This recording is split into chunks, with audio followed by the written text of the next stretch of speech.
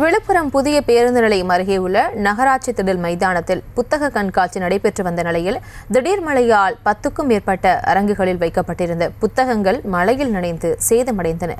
இதுகுறித்த கூடுதல் விவரங்களோடு இணைகிறார் செய்தியாளர் தாமோதரன். வணக்கம். மேலும் விவரங்களை வழங்கலாம். வணக்கம். விழுப்புரம் புதிய பேருந்து நிலையம் அருகே உள்ள நகராட்சி திடல் மைதானம். இந்த நகராட்சி திடல் மைதானத்தில் கடந்த 10 நாட்களாக புத்தக திருவிழாவானது நடைபெற்று வருகிறது. தமிழக அரசு சார்பில் பல்வேறு மாவட்டங்களில் நடத்தப்பட்டு வரும் இந்த புத்தக திருவிழாவானது இந்த ஆண்டு விழுப்புரம் மாவட்டத்திலும் நடைபெற்று வருகிறது. இந்த புத்தக திருவிழாவில் பல்வேறு புத்தகங்கள் காட்சிக்கு வைக்கப்பட்டுள்ளன. அது மட்டுமல்லாமல் சுமார் 60க்கும் மேற்பட்ட கடைகள் அந்த புத்தக திருவிழாவில் வைக்கப்பட்டு முக்கிய தலைவர்களின் புத்தகங்கள் மற்றும் உள்ளிட்ட பல்வேறு புத்தகங்கள் இந்த புத்தக கண்காட்சியில் வைக்கப்பட்டு விற்பனை செய்யப்பட்டு வருகிறது.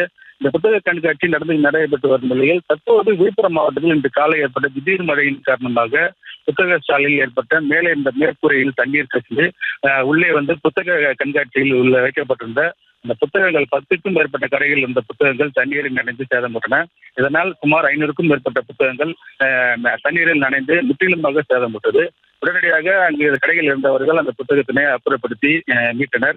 இதன் இந்நிலையில் இந்த திடீரென்று பெய்த மழையின் காரணமாக அந்த புத்தக கண்காட்சியில் ஏற்பட்ட திடீர் மழையின் காரணமாக அந்த பகுதியில் உள்ள கடைகள் மற்றும் அனைத்து இடங்களிலும் தண்ணீரில் மூழ்கின. இது மட்டுமின்றி அங்கே பாதுகாப்பற்ற முறையில் வைக்கப்பட்டிருந்த மின் வயர்களும் தண்ணீரில் மூழ்கி பாதுகாப்பற்ற சூழலில் மின்கசிவு ஏற்படும் சூழல் ஏற்பட்டது. உடனடியாக புத்தக கண்காட்சியில் இருந்தவர்கள் மின்சாரத்துறைக்கு தகவல் கொடுத்து மின் இணைப்பினை துண்டித்தனர். இந்த சம்பவமானது திடீர் மழையில் புத்தகங்கள் அனைத்தும் நனைந்ததும் இந்த மின்கசிவு ஏற்பட்டதும் மிகுந்த பரபரப்பை இந்த பகுதியில் ஏற்படுத்தியது.